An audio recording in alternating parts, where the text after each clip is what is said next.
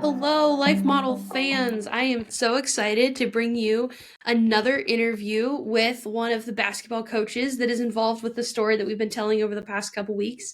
And this is Coach Joel, and he's one of the coaches from the Iowa High School. And I'm going to let him talk a little bit about himself as we jump right into part 3 of this awesome story. So, Coach Joel, want to introduce yourself a little bit to the Life Model community? Sure. I have a hard time knowing what to include, what not to include. If you go far enough back, I'm a MK. My parents got connected with the Navigators during college and had a couple ministries between Indiana and Urbana and River Falls, Illinois, or Wisconsin. And then we lived in Nairobi, Kenya for 3 years. And God really made it clear to my parents that it was time to move back to Iowa and farm. I don't know that I can explain the logic of that to anybody. So really, I'm an Iowa farm boy for most of my growing up in a Nav household, if you want to call it Navigator's household. Nice. Then I went to college, really was thinking probably pre-engineering at that time. And connected to the Navs, I went and spent 2 summers as a camp counselor up in the Rockies at their Eagle Lake camp above Colorado Springs.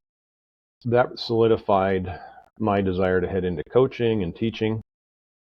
So by trade, I'm a math computer science teacher, and I'm a football assistant on the football team, and I'm a head track and field boys coach. Nice. So that I'm on year 31 of teaching, so it's not a new rodeo for me. Wow, that's so impressive. That's awesome. Same school, they haven't sent me away, so I just keep coming back. And yeah, so that's a little bit about me. Nice. I got a wife and 6 kids, and so the oldest is just turned 21, so the youngest is 9. Oh yeah, you got that good age gap. Yeah, there's a 13-year age gap between me and my youngest sibling out of 5. So I feel that. You know the dynamic. Yes, it's a party. Yeah. It is definitely a party. Yeah. That's awesome. So what is your connection to Coach Lauren? He started at our school 2 years before me. And probably, if I had to estimate, probably our 2nd or 3rd year together, we started doing some Bible studies, along with a dear colleague who's living out in the Springs now. He retired 20 years ago, I think, but then he went up to Colorado and taught another 17 or 18 years, so he couldn't get enough of education. So really, Lauren and I have become very trusted brothers. We'll often drop in on each other during basketball season. I'm going to see how he's doing.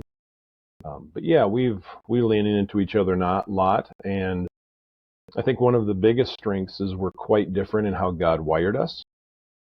If you would have asked people out in the hallway if we're a great fit, I don't know if they would say that, but we really trust each other and depend on each other. That's awesome. Yes, I have a friend like that we seem like opposites, but by just that's one of those amazing things that when you do relationships with Jesus, he brings together those things and they become that true like iron sharpening iron piece. That's really special. Absolutely. That's awesome. So how did you get connected to the Life Model material as a whole? The other gentleman had talked about how the book Rare Leadership had a huge impact on them, but I know that you've been through a bunch of the different Life Model related material from what we talked about before. The story starts with my parents, and I won't give you all the nitty gritty. Theirs is a neat story. I think it would have been 1992 because I think I was in college or headed to Siberia because I lived in Siberia for half a year after college with the Navs. Mom sent something in her spirit that just in the way she would respond to Dad, that she didn't think was right. And it wasn't like I would have told you I noticed an unhealthy marriage in any way. And so they started attending the every 2-year, I think it's called biennial conference that was hosted in Sioux City. That was started by Mark Bubeck, I believe. And so I went in 94, I went in 96, I went in 98, I went in 2000, and I'm pretty sure it was 2002 when Dr. Wilder was there. And Nice. I'd never heard of him, but I'd been around all the other ones. A lot of good speakers that are his colleagues, and I had definitely heard who do you write Rare Leadership with? I lose Oh, names Marcus really Warner. quickly. Yeah, So Marcus Warner. actually, I was familiar with Marcus's dad first. I can remember some Nice. messages that he would have given, and so they had an elevator speech opportunity. And so what they would do during the first plenary session is all the workshop leaders would get up and say, "Here's what my workshop's about." And his was, well, I would have probably advised him to name it differently because his was titled something about sexual addictions and things like that. Hmm. And I'm a high school math teacher, coach, and I'm thinking, no, that's not the one for me. So I was kind of shopping through the list. Yep. But then he did his elevator pitch where they got about 3 minutes. And he started talking about, that would have been about the time his banana baseball video was coming out, Hmm. brain banana, that type of thing. And his description, I knew right away. I was like, I have to be at that one. And so I gave up. Not, I didn't really give up anything, but he did 5 2-hour workshops Oh over my the course gosh. of Yeah. those 2.5 days. Hmm. Boom, boom, boom. And I went to all 10 hours. I still have the DVDs here Wow. that I'll share occasionally. And as a teacher, I came back and I started sharing with my peers because I'm going, wow, this has significant impact.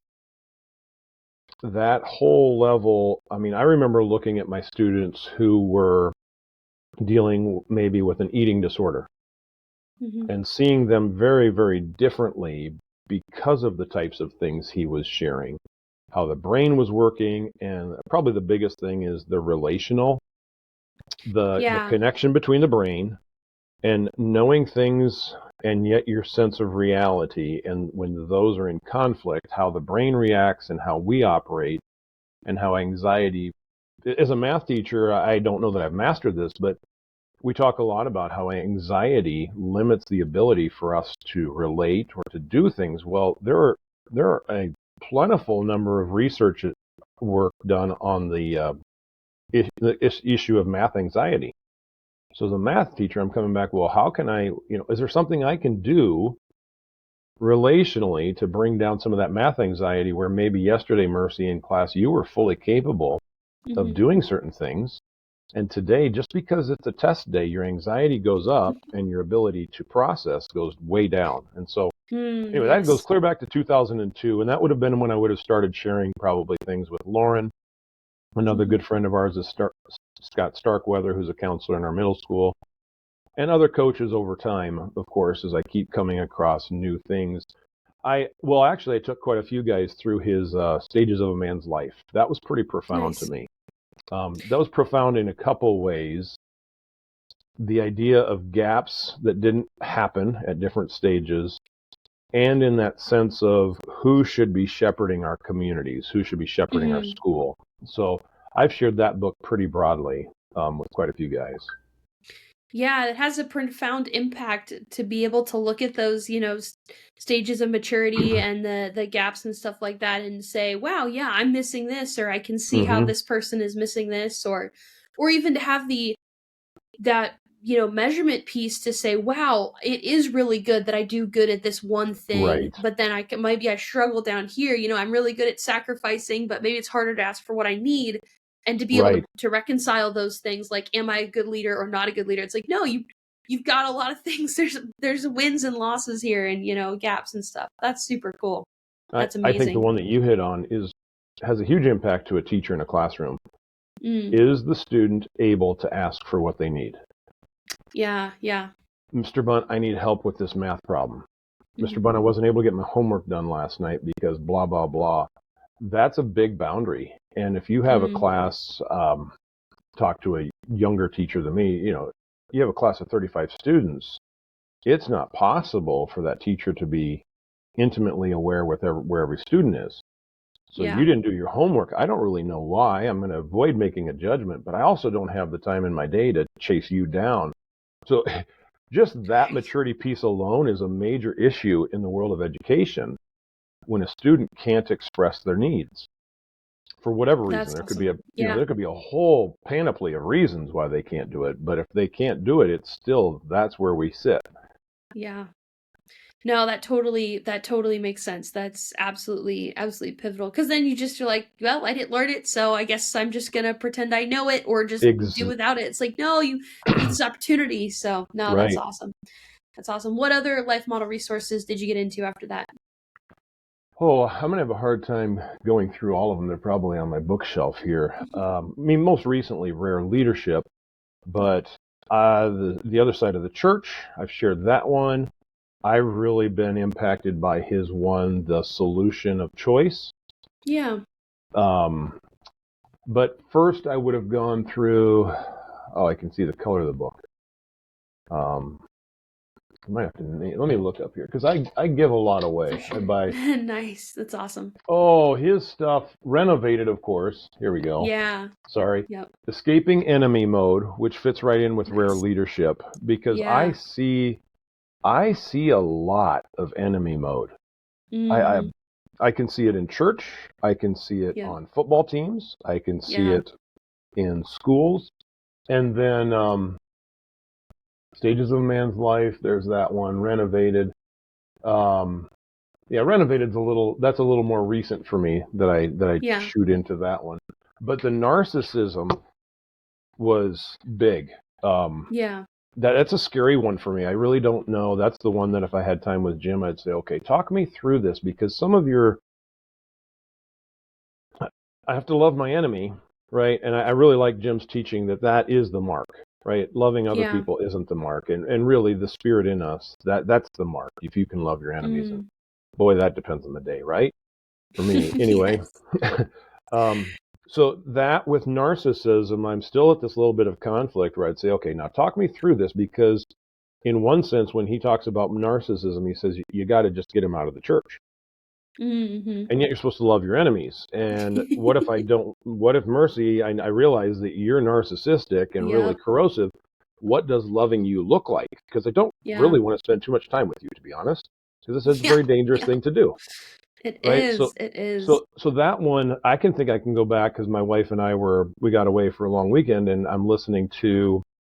I still want Life Model Works to replace the CDs because we got three of them Nice. and one of them doesn't work. And I've emailed them, but they haven't told me. So I'm still hoping There to you acquire go. that. Anyway, it's a profound set that I have shared with students, um, where he must be speaking in Chicago and he can't record the session, but there's a Q&A after, and it's Nice. rather profound what he goes through. I think the other thing that's hit me is I got those gym talks, Yeah. and Yeah. those are really nice biblical bleed into a lot of these books Oh, that give yeah. you a little more of the thinking on the backside. Yeah, And definitely. Oh, yeah. and then there's a funny one. I'll share you the funny one because I share this with students because it was really they received it very well. There is a video on YouTube of Jim sharing kind of his story. Mm-hmm. And I can't tell you the context, but it is horribly videoed. It is like you're doing a good job now, right? It is so Oh, bad that I tell them it'd be better if you shut your eyes because you're going to be so distracted because the yeah. camera will go like to his Oh kneecap. my gosh. It's terrible, but the content is as good as it gets where high school students take it in and we walk away and I give them some discussion questions afterwards and Yeah.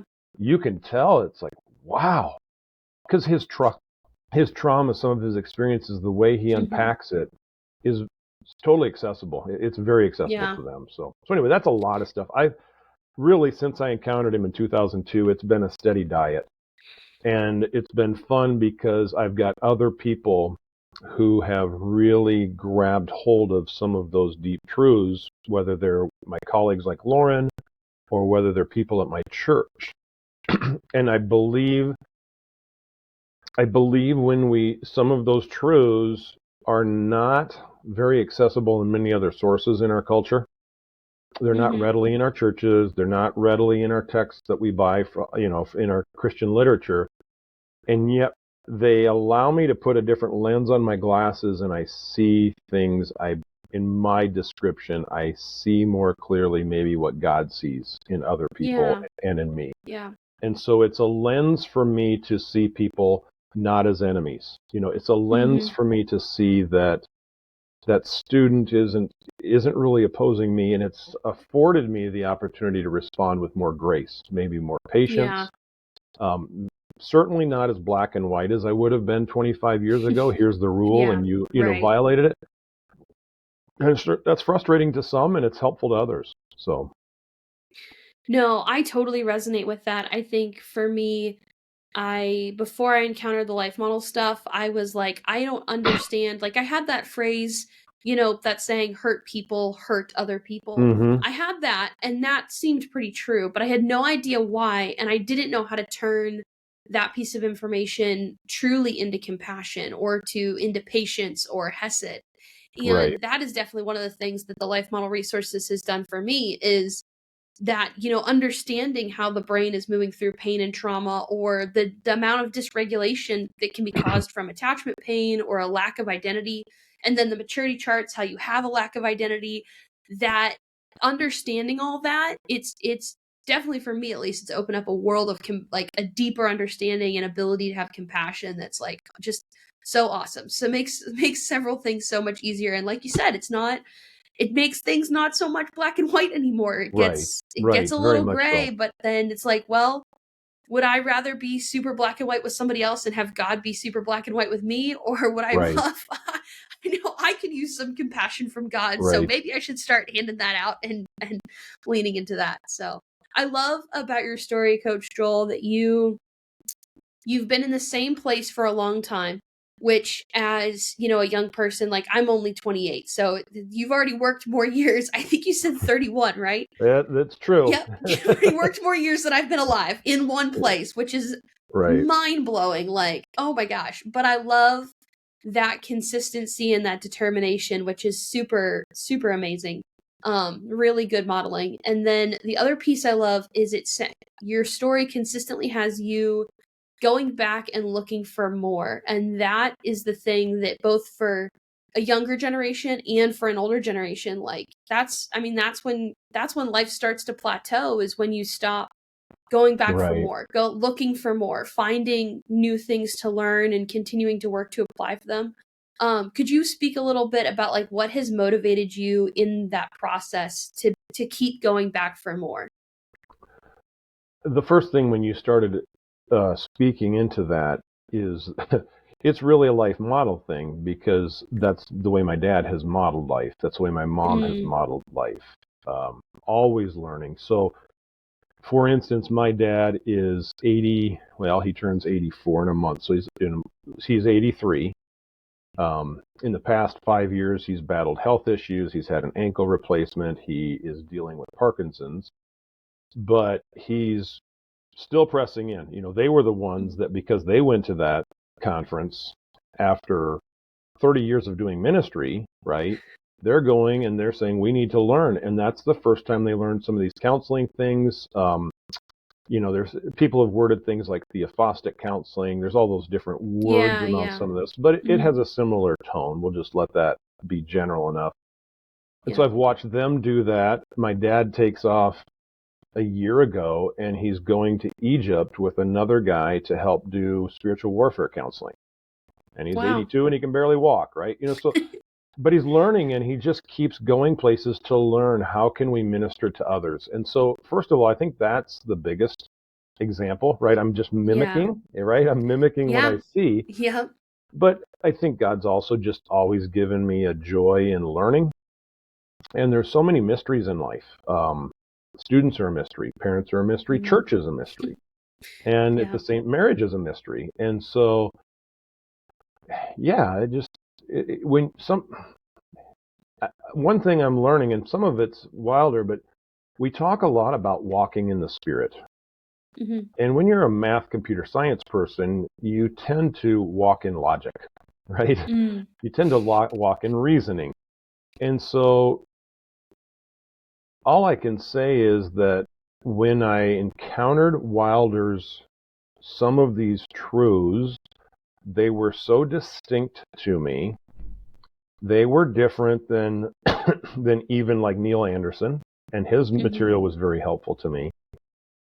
My spirit knew I'm working with truth here. The spirit Mm. confirmed with my spirit. Does that make Yeah. sense?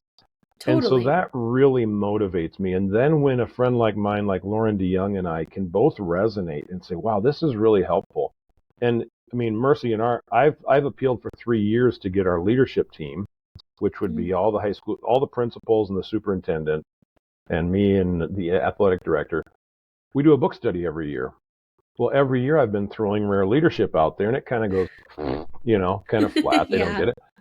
And my superintendent, it's really a fun story. I love the guy, and he's retiring this year. But I had recommended it to him 2 or 3 years ago, and he audio listened while he was running. And I thought, Nice. oh, bad choice. You can't Yeah. process it. You can't. No, And no. so in his head, he's going, I've read it. It really wasn't that good. And I'm going, God, come on, man. I don't think you have. And so anyway, Yep. we come together this fall, and we recommended books. People could recommend them in May, and then at the beginning of August, okay, what are we going to do? And it wins. And I'm like, woohoo, we're Wow. doing it. Yes. And I will tell you, to a person, it has stretched the snot out of these people Yeah. because it's so different. And just the other day, one of our principals was dealing with a hard situation, and the other one simply said, hey, make sure you return to joy. And so you have Oh, those little cues, right? yeah. As soon as you've read the book, you've got those little cues, and you're going, wait, how do I do that? How do I really do Yes. that in this situation? And so for me, if it oils the wheels, if it helps me see Hmm. life more fully and more truly, that gives me the strength, that gives me the energy to go back next year and teach again. Yeah. Without it, I don't know that I would have made it this far. I'm not sure that I would have. That's awesome. That is so cool. That is I was actually one of my mentors, he does business coaching and consulting, and we were talking about how it's so important what you do at your workplace, because if you're someone who's, employed in the public sector, chances are you are at work more than you are at your house, Oh and yeah. more than you're with your family. And so Mm-hmm. your core hours during the day is, you can just work, and relational skills are one of those things that, at least I feel, that if you're not moving it forward, then Mm, you're stagnated, or you're slipping backwards, probably, sure. right? Because we just tend to be, selfish and hasty. And so to be able to bring a meaningful resource into your workplace and have that camaraderie to just be like, okay, this is it, this is where the rubber meets the road on returning to joy, like, that is powerful. That is Mm-hmm. that is amazing. That's awesome. Very cool, very cool.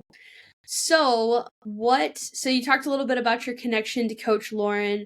What do you feel for you from this, public educator coaching perspective? What has helped you kind of um implement these things in both your classroom and on the field? Like, what tips would you give to other public educators who are like, "Hey, I want to be a life model informed teacher, or I want to be a life model informed, youth sports coach." What would you kind of say to those people as a starting point? The first things that are coming to mind, we go back to Lauren, and Mhm. so there would be Lauren, there would be Don, and there would be Mark. I'm just listing off some of the key men who were ahead of me, maybe, and yet close to me and became really bonded peers. This whole idea of mimicking, and Lyle would be in there. This whole idea of mimicking is a big deal. Um, and I go to Lauren, I say, so we're very different in the way God wired us. That gives me a huge opportunity to see what he does well and mimic that. Say, I'm not good at that, but I can imitate the way he's doing that. Now I've got some on the leadership team. I think of Grant and some of the hard things he's been through. And I think, wow, you handled that really well. Now, how did you do that? Because I want to be able Mm, to respond that way. And so for younger coaches, younger teachers, I think the profession has changed. When I started teaching, you pretty much were in your room all mhm, day. And if you figured out a way to sneak out, you might bump into a peer, but you didn't have intentional planning times or meeting times with other educators. I think that's mhm, more true now. And so on the one hand, for my own personal growth and for my own personal health, I need to find the people and identify those that I'm going to mimic. And I mm, had some of those, and those people helped me establish in those first 5 years certain habits of mind, certain habits of behavior, certain habits of relationship that put me in a solid place from which to grow. Now, when it looks to students, boy, similarly, I'm going to have, it happened a week ago. I'm going to have these students that are really challenging me. And again, going to Lauren and saying, well, how do you think through this? Man, this is really Mm, frustrating me. I'm not sure if I'm responding well. Um, I think one of the things that again, I can try to deliver certain lessons. Okay, mm, here's some truth. Like I will talk to the track team and I will talk about how do you smell to others. And mm. I like to use things that are really pictorial there, right? Yeah, that's clever. Because a lot of times we might act a way, and I might be acting toward you and think you're encouraging, but I'm actually discouraging you. And we don't Yeah. always know that, right? We need others to help us understand that because I might think, wow, I think I just encouraged Mercy. And she's going away going, oh, he just overwhelmed me. And now I feel like I'm not good enough. And I'm thinking I'm encouraged. And it was a mess. Yeah. But I'll talk about that with athletes and students. We do in my classroom, I try to do some group learning Mhm. things as regularly as I can. So again, how are we interacting with each other and how are we sensing the relationships that are inside of here? And my students do a pretty good job. I really have seen a lot of progress in them. But above all, I believe that as a Christian educator, um, you don't have very many good measuring sticks. And so I have Yeah. told people that what has struck me in the past 5 to 6 years is how much it has to be an act of faith. In Mm, other words, I don't really know because, like you said, there's so many kids that come through the classroom, and there's 80 kids on the football team, and there's 40 some kids on the track team. Well, I'm really using another bad analogy, I suppose, in our world, but I grew up on a farm, so give me grace. It's a shotgun approach, right? I'm yeah. not shooting with a rifle. I'm not Right. one-on-one discipleship. I'm sending a shotgun out there with truth, right? Sending certain Yeah. things. And I'm just trusting God that it's the sower throwing the seed and trusting God that you're going to do what you want to with it. And I Mm, guess I just have to keep living certain ways. And I think the little encouragements God's given me over the last 5 years when I have those seasons of doubt or, wow, am I really accomplishing anything? Is the feedback where it truly is what we say in Rare Leadership, or we say, Wilder says over and over, it is the modeling. It is the mm, consistent way you live that captures the eyes of others. It's not the one yeah. and done big day that you had a great lesson. It's, are you dependable every day? Are you a Hmm. person who honors me when I come in the classroom, that respects me, that shows me I have value? And if Yeah. that's daily, that's what gets noticed. And that's really what we, not just students, but that's what all of us, if I come to your store and over you're joyful and you make me feel like I'm welcome and wanted here. And so we do word, and I know Lauren does too. We have adopted the phrase because I want you to know that I'm happy to be with you. And so I've Mm, tried to find not just that way, but other ways to say in the classroom and to the team, we're so glad you're here. You are a valuable part of what we're doing here. And and we want to feel that way. All of us want to be that, in our groups. And so I think those are the things that are very, very, very available to us in education. And I know our elementary teachers are often the best in the world at that. You watch them and every kid comes in and that kid feels like grandma just welcomed me. This teacher's so excited to have me yes. here. And so they do that well. Well, high school kids don't respond the same way, but they do want to have that same feeling, Oh, for sure. right? Yes. They want to have that. Yes. They might be Yep. a little awkward if this guy is saying the same type of things a second grade teacher does, but I got to find my Yep. own way to say that to them. Yeah. I love that. I feel like there were three things to really pull out of what you just said. First was the consistency piece, like really pressing into just, showing up and living life well over a long span of Mm-hmm. time. And then the second thing you were talking about was your shotgun approach of that, just having faith in God, which reminds me of that verse, right, where Paul says, "We planted the seed, Apollos Mm-hmm. watered, and God gave the increase." Like that. That is so true. Like I could totally imagine how powerful and just spot on that is, because our instant gratification culture, that's not real. That's not how Right. real life works, right? Absolutely. And so, but that's real life. And you hear about it when people tell stories like this high school coach or this, second grade teacher had this huge impact on me. And the third thing you mentioned was the being initiating that joy, that you're not waiting Hmm. for them to give you Right. joy. You're like, no, I'm determined and decided to show up and be, reflect in my face and in my vocal tone and in the way I conduct myself, that I'm glad to be with you, even if you're not, going to reciprocate that well Right. right now, which is such a leadership thing. That's parent level, and a maturity is that I know you need to be shut down, because think about it with teenagers. They don't go around, joyfully, initiating confidence, right? They're not Right. like, yeah, I'm super settled in who I am and I can be super settled in who you are. Like, no, it's horrible. It's a horrible time of life. Right. Like, no one ever wants to go back to being a teenager. But to have somebody else who's like, no, I'm decided that I am glad to be with you. That's a major impact. That's so powerful. And I love how you said, like, it wouldn't work out for you to say the same things the second grade teacher does, but the students still want that experience, and you finding Right. your unique rhythm in that is powerful, which so good. Oh my gosh, so good. That's awesome. That's cool.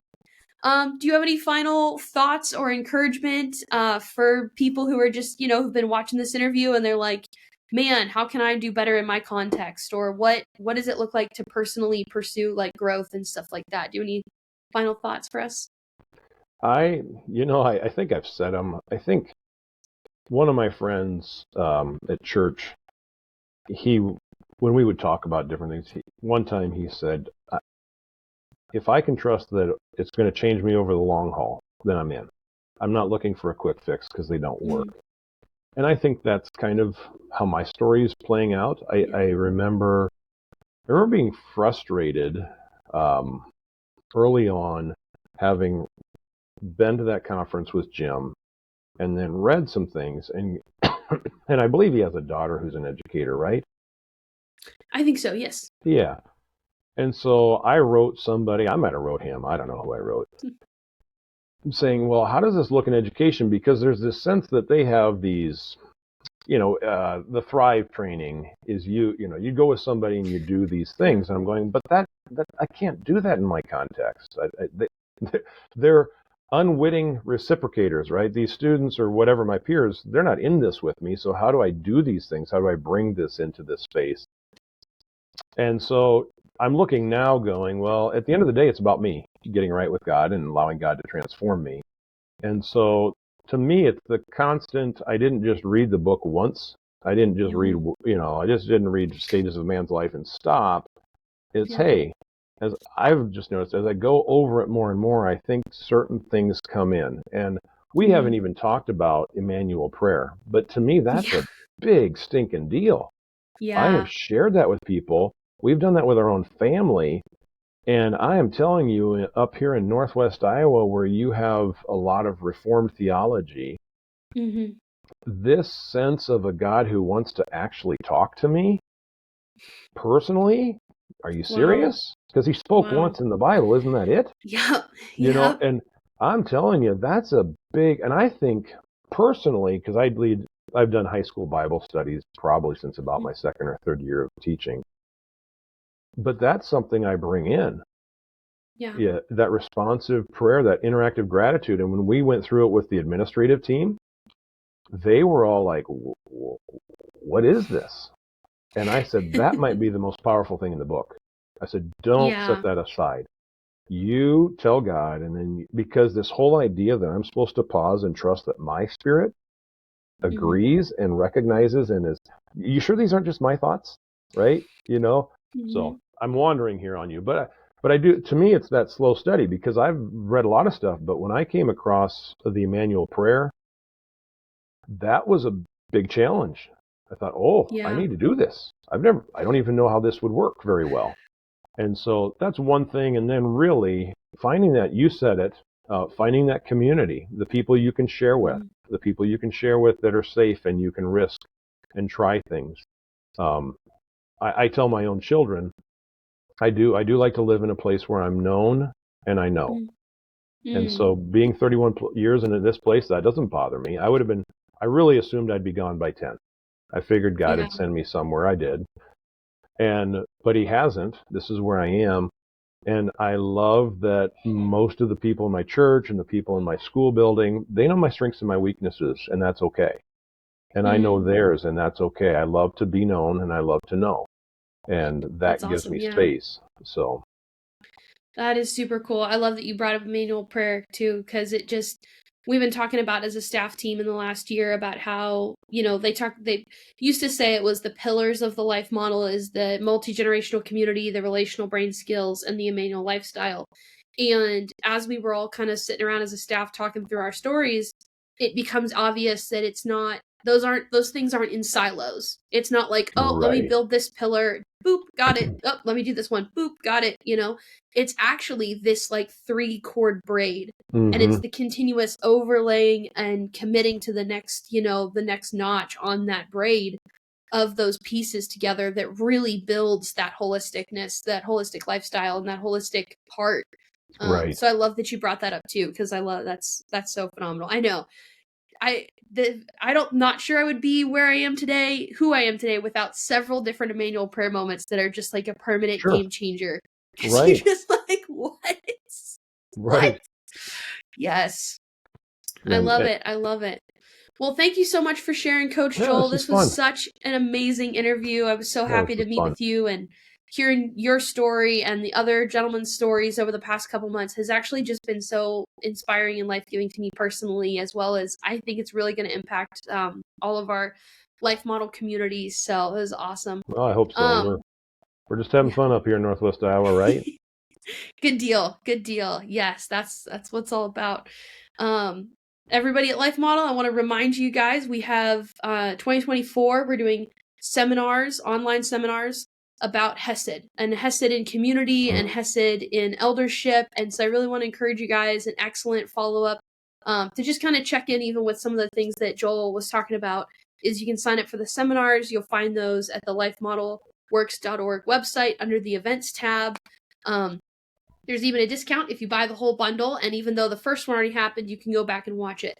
So we're super excited to work with several of the partner ministries to put together those seminars for you guys. So yeah, it's very exciting stuff, and thank you so much. Well, thanks, Mercy. This was fun. It's good. Thank you. Bye bye.